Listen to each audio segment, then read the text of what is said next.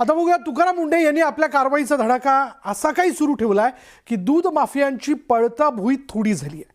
शेतकऱ्यांनी घातलेल्या दुधात घातक रसायनं घालायची आणि जीवाला धोका निर्माण होईल अशी पावडर मिसळायची आणि स्वतःच्या तुंबड्या भरायच्या, हाच दूध माफियांचा खाक्या होता. पण तुकाराम मुंढेंनी या माफियांच्या तोंडाला अक्षरशः फेस आणलाय. मात्र या कारवाईमुळे दूध उत्पादक शेतकऱ्यांचं नुकसान होऊ शकतं असा तर्क काही नेत्यांनी मांडलाय. त्यामुळे शेतकऱ्यांमध्ये संभ्रम निर्माण झालाय. पाहुयात याच प्रश्नाचं उत्तर शोधणारा न्यूज 18 मराठीचा हा स्पेशल रिपोर्ट. दूध माफियांचं कंबरड मोडा, आरोग्य नासवणाऱ्यांना धडा शिकवा. मुंढेंच्या कारवाईनं शेतकऱ्यांचं खरंच नुकसान.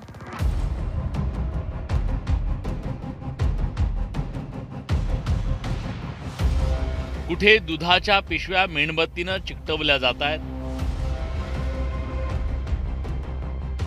कुठे दुधात विषारी पावडर मिसळली जातीये, तर कुठे दुधाचे लूटच्या लूट गटारात ओतले जात आहेत.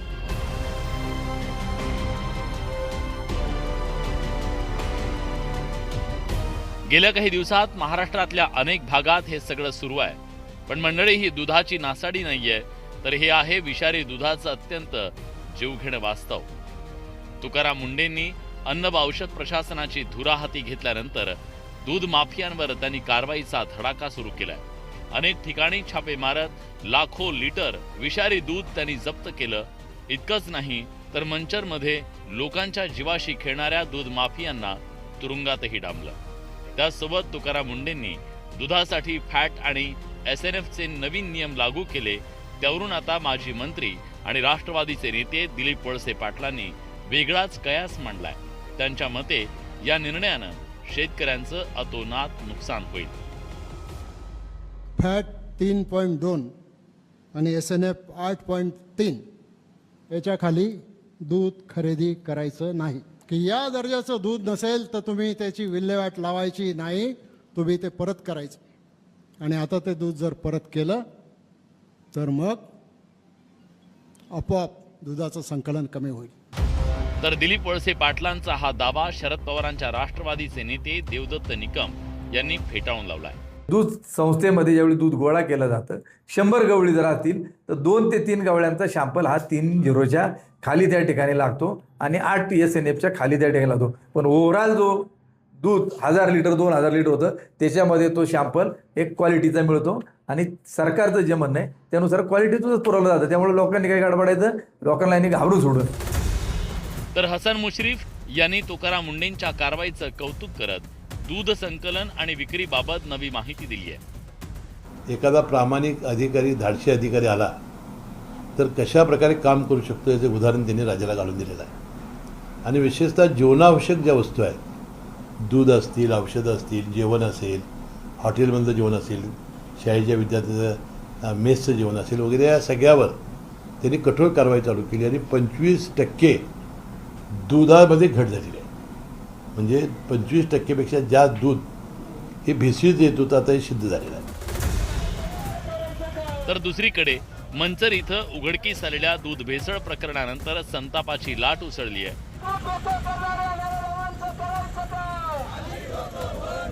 राज्यभर सुरू असलेल्या कारवाईत मंचर हे दूध भेसळीचं प्रमुख केंद्र असल्याचं समोर आलंय.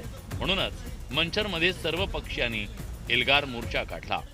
कुठल्याही पक्षाचे मापे असू द्या, कुणाच्याही बगल बच्चा असू द्या, त्यांना सुट्टी देता कामा नये.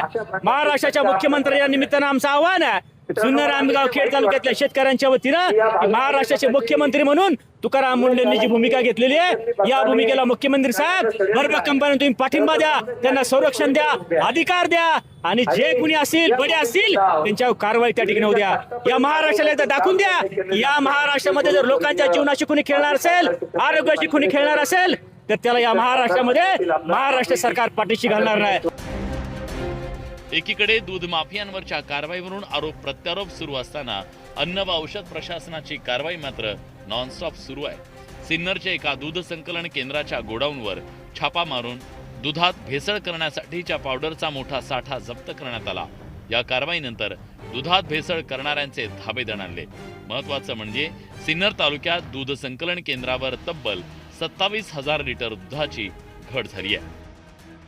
दुधामध्ये मिक्स करते ती पावडर सापडलेली आहे. अजून 50-60 किलो खवा जप्त करण्यात आलेला आहे. आणि ही जी हजारो किलो पावडर आहे ही तालुक्यात संपूर्ण ठिकाणी हिचं वितरण होत राहतं. आज त्या फक्त एकच व्यक्तीवरती गुन्हा दाखल झालेला आहे. आमचं असं म्हणणं आहे का ज्या व्यक्तीवर जो गुन्हा दाखल झाला हा फक्त एक प्यादा आहे. ही सगळी परिस्थिती पाहता प्रत्येकाच्या रोजच्या वापरातलं आणि अत्यंत महत्वाचं असं दूध आता तरी भेसळमुक्त होईल अशी आशा लोकांना वाटू लागली आहे. त्यासोबत शेतकऱ्यांच्या शुद्ध दुधाला चांगला भाव मिळण्याची अपेक्षा व्यक्त केली जाऊ लागली आहे. सचिन तोडकरसह ब्युरो रिपोर्ट, न्यूज 18 मराठी.